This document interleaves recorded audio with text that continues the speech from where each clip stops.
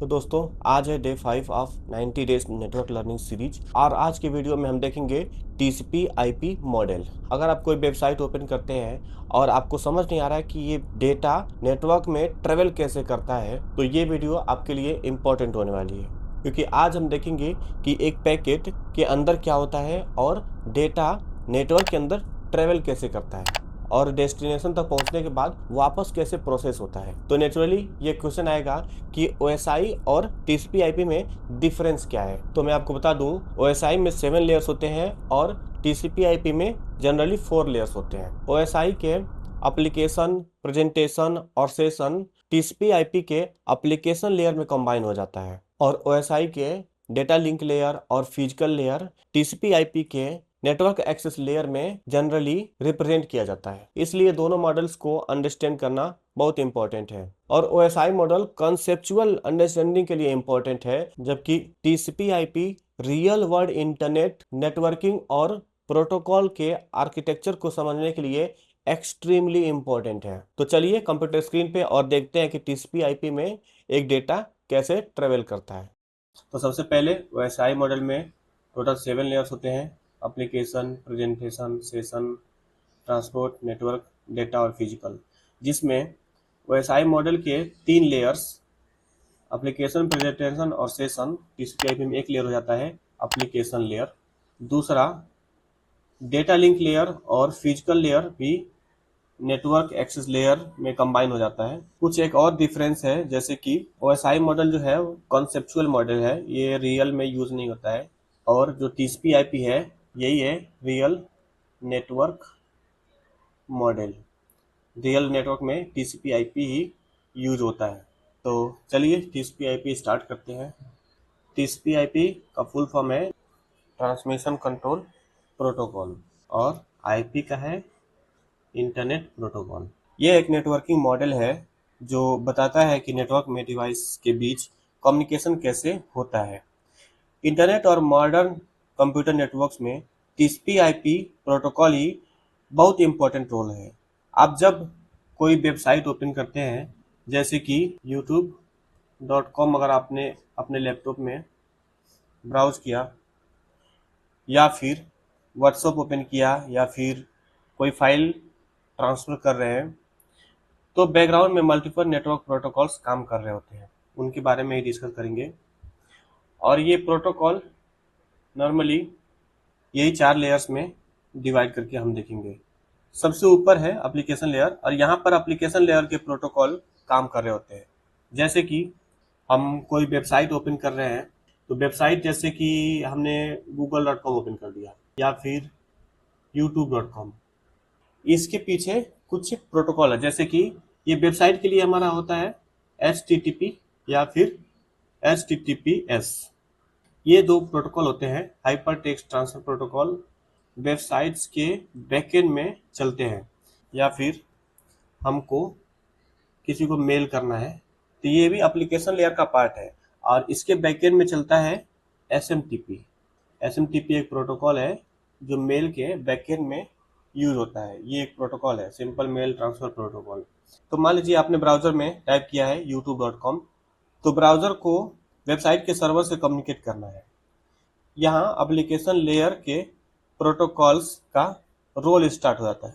अब नेक्स्ट ये लेयर 3 पे जाता है। लेयर 3 टीसीपी आईपी का लेयर 3 है, ट्रांसपोर्ट लेयर। अब ट्रांसपोर्ट लेयर पे मेनली 2 इंपॉर्टेंट प्रोटोकॉल्स होते हैं। एक होता है टीसीपी और एक होता है यूडीपी। अब इसके बारे में भी हम डिस्कस कर लेते हैं।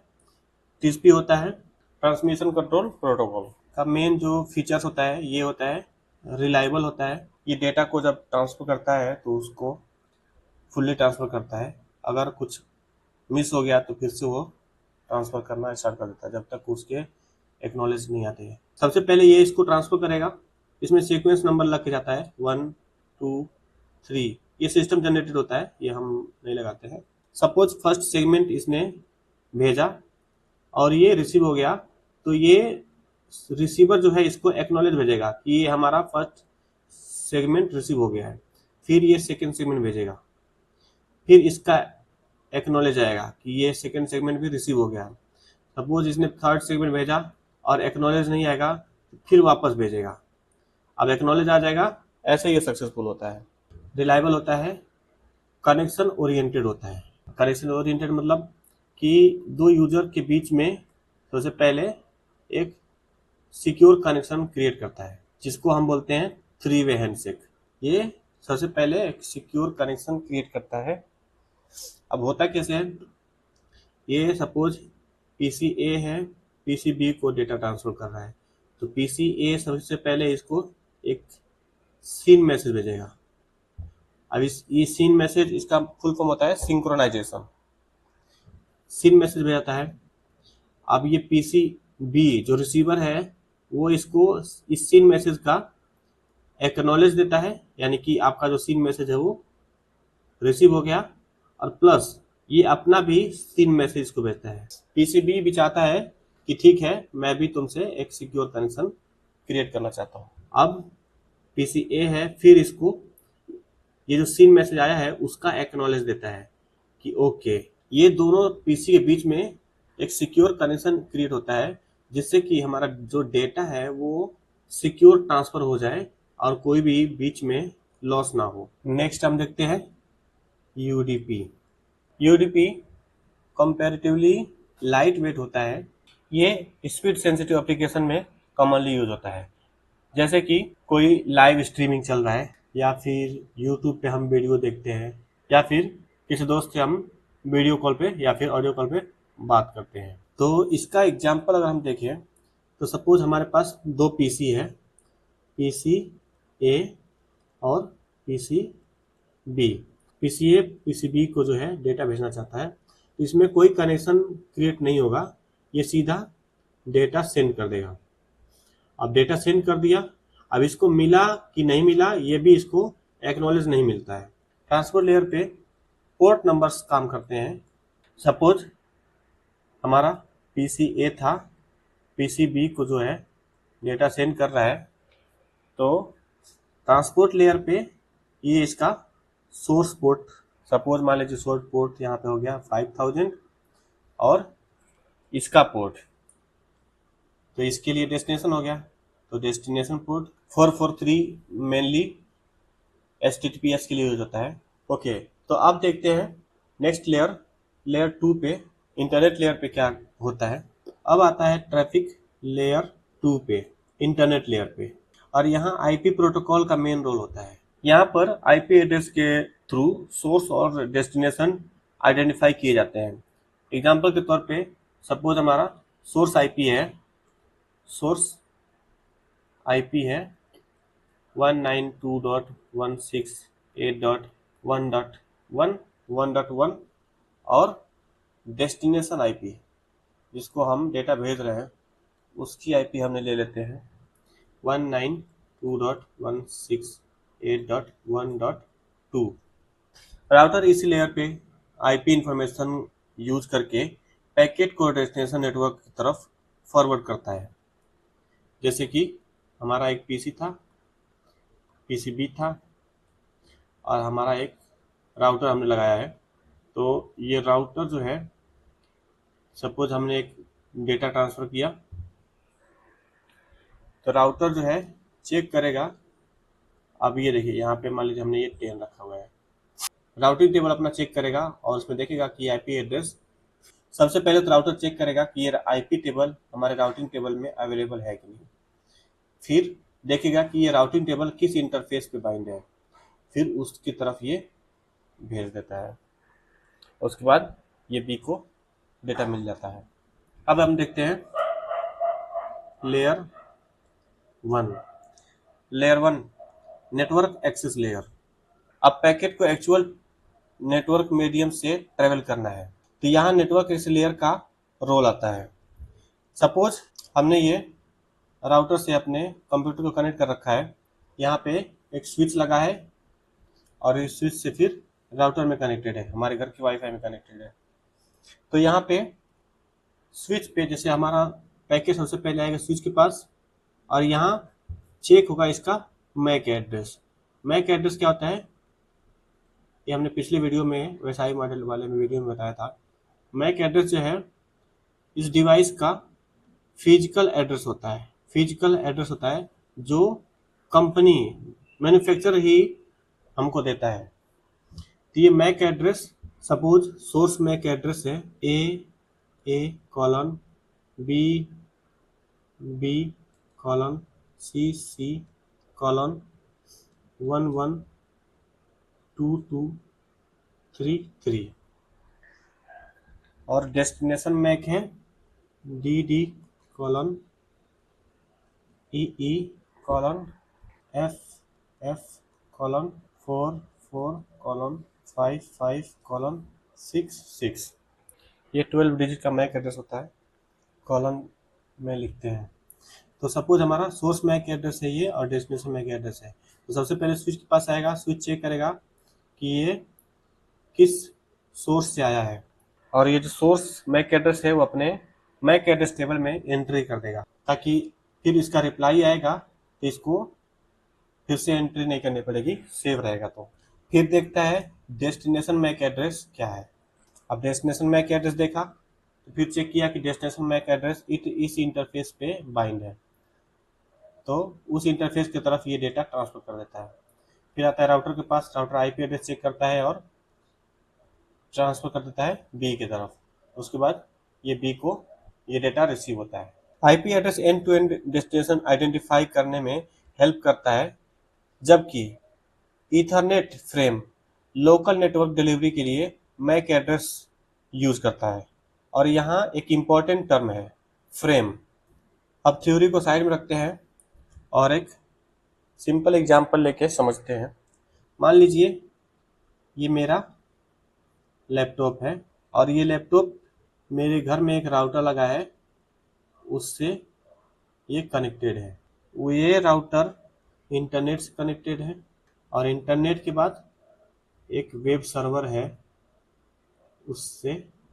अब इंटरनेट ये www वर्ल्ड वाइड वेब है, ये सबका डिटेल्स रहता है, तो ये वेब सर्वर है। अब मैं ब्राउज़र में ओपन करता हूँ youtube.com। सबसे पहले एप्लीकेशन लेयर डेटा जनरेट करेगा। एप्लीकेशन लेयर पे ये प्रोटोकॉल रन होगा HTTPS। यहाँ पे एप्लीकेशन लेयर का काम स्टार्ट हो गया। ये एप्लीकेशन लेयर की इंफॉर्मेशन ऐड हो जाती है और फिर ये डेटा बन के नीचे आता है ट्रांसपोर्ट लेयर पे। अब ट्रांसपोर्ट लेयर पे ये डेटा आया, इसमें यूट्यूब और HTTPS दोनों इसके अंदर ही है, यूट्यूब प्लस HTTPS। अब ट्रांसपोर्ट लेयर अपना एक हेडर लगाएगा, यहाँ पे इंफॉर्मेशन ऐड करेगा। या तो ये TCP हो सकता है या UDP हो सकता है। यहाँ पे source port, destination port add करेगा। ये पोर्ट नंबर की इंफॉर्मेशन यहाँ पे ऐड कर रहा। तो सपोज हमने ले लेते हैं इसको TCP। सपोज हमने ये मान लेते हैं कि ये TCP कनेक्शन क्रिएट किया। अब ये आता है नेक्स्ट लेयर पे। अब नेक्स्ट लेयर पे नेटवर्क एक्सेस लेयर की इंफॉर्मेशन ऐड होगी। तो हमारा जो डेटा है वो बन गया है YouTube plus HTTPS plus TCP। यहाँ पे एप्लीकेशन लेयर पे इसको हम बोलते हैं डेटा, ट्रांसपोर्ट लेयर पे हम इसको बोलते हैं सेगमेंट, और नेटवर्क लेयर पे पैकेट। तो ये हमारा पैकेट यहाँ तक पहुँचा। अब फाइनली डेटा नेटवर्क मीडियम पर ट्रांसमिट होता हुआ पहुँचेगा हमारे इस राउटर के पास। राउटर आईपी इंफॉर्मेशन चेक करेगा और भेज देगा www वर्ल्ड वाइड वेब के पास। वर्ल्ड वाइड वेब जो है इसको वेरीफाई करेगा और इसका जो सर्वर है वेब सर्वर youtube.com का जो वेब सर्वर है उसके पास भेज देगा। ये जो प्रोसेस हमारा चल रहा था इसको हम बोलते हैं इनकैप्सुलेशन। हमने इसको OSI मॉडल में भी देखा था। सिंपल वर्ड में अगर हम इसको बोलें इनकैप्सुलेशन में क्या क्या होता है, सबसे पहले हमारा होता है डेटा, उसके बाद हमारा होता है सेगमेंट, उसके बाद होता है पैकेट, उसके बाद होता है फ्रेम, बीट्स में ट्रांसफर हो जाता है केबल के थ्रू। ये सीक्वेंस याद रखिएगा। अभी हम इसको एक बार और डिस्कस करेंगे। कुछ वीडियो में हम वायर्स आर्क यूज करेंगे। तो सपोज होता क्या है, मान लीजिए हमने एक HTTPS पैकेट कैप्चर किया। पैकेट को ओपन करने के बाद हमें डिफरेंट इंफॉर्मेशन दिखाई देगी। सबसे पहले सबसे ऊपर दिखाई देगा फ्रेम, जो लेयर 1 पे हमारा यूज होता है। फ्रेम के अंदर ईथरनेट और उसके अंदर होगा इंटरनेट प्रोटोकॉल।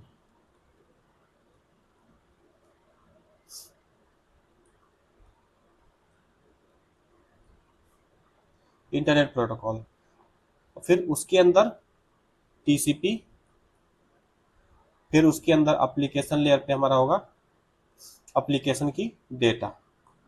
एप्लीकेशन का जो डेटा जो यूजर ने जनरेट किया था वो डेटा हमारा इसके अंदर रहता है। ये एग्जैक्टली हमें दिखाता है कि डिफरेंट लेयर्स एक दूसरे के साथ कैसे वर्क कर रहे होते हैं। TCP पैकेट में क्या देखेंगे? अगर TCP पैकेट है अगर TCP पैकेट है तो हम कुछ इंपॉर्टेंट फील्ड्स देख सकते हैं, जैसे कि source port, destination port, sequence number, acknowledgement number, flags. ये सब हम आगे डिस्कस करेंगे। और उसके बाद विंडो साइज। फॉर एग्जांपल सीन सीन प्लस एक। अब ये कब होता है? जब 3 वे हैंडशेक कनेक्शन इस्टेब्लिश करता है। ये इंश्योर करता है कि क्लाइंट और सर्वर कम्युनिकेशन इस्टेब्लिश कर सकें। आईपी पैकेट में हम देख सकते हैं source IP, destination IP, TTL. TTL क्या होता है ये भी हम डिस्कस करेंगे, ये लेयर 3 में बहुत इंपॉर्टेंट है। और प्रोटोकॉल और दूसरी IP header information, for example source IP and destination IP. तो राउटर डेस्टिनेशन आईपी को देखकर डिसाइड करेगा कि पैकेट को नेक्स्ट होप किस तरफ कहाँ फॉरवर्ड करना है। अब हम देखते हैं डीकैप्सुलेशन। अब मान लीजिए पैकेट डेस्टिनेशन सर्वर तक पहुंच गया है। ये हमारा सर्वर है, डेस्टिनेशन सर्वर तक पहुंच गया है। अब प्रोसेस रिवर्स होगा। सर्वर पैकेट को रिसीव करेगा और डिफरेंट हेडर्स को प्रोसेस करेगा। फ्रेम से आईपी पैकेट निकालेगा, आईपी पैकेट से टीसीपी सेगमेंट प्रोसेस करेगा और फाइनली एप्लीकेशन को रिक्वायर्ड डेटा मिलेगा। इस प्रोसेस को हम कहते हैं डीकैप्सुलेशन। सेंडर साइड क्या हो रहा था? Data, segment, packet, frame, bits. अब receiver side bits, frame, packet, segment, फिर डेटा। सीधा उसका रिवर्स हो जाता है। तो दोस्तों आज हमने सीखा TCP/IP लेयर्स की 4 लेयर्स, जिसमें एप्लीकेशन लेयर, और एप्लीकेशन लेयर में आता है HTTP, HTTPS, DNS, FTP, etc। Transport layer पे हमने देखा TCP, UDP, पोर्ट्स नंबर और रिलायबिलिटी। इंटरनेट लेयर पे हमने देखा सोर्स आईपी, डेस्टिनेशन आईपी और राउटिंग, कैसे डेटा ट्रांसफर होगा एक राउटर पे, और पैकेट जर्नी।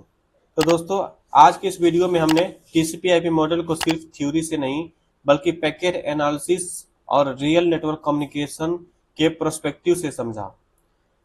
अगर आप नेटवर्किंग में बिगिनर हैं तो इस सीरीज को स्टेप बाय स्टेप फॉलो करिए। 90 डेज 90 कॉन्सेप्ट्स, 1 गोल, स्ट्रॉन्ग नेटवर्किंग स्किल्स। अगर वीडियो हेल्पफुल लगा तो लाइक करिए और कमेंट में बताइए TCP और UDP में आपको सबसे बड़ा डिफरेंस क्या समझ आया। चैनल को सब्सक्राइब करिए और मिलते हैं नेक्स्ट वीडियो में। Keep learning, keep practising.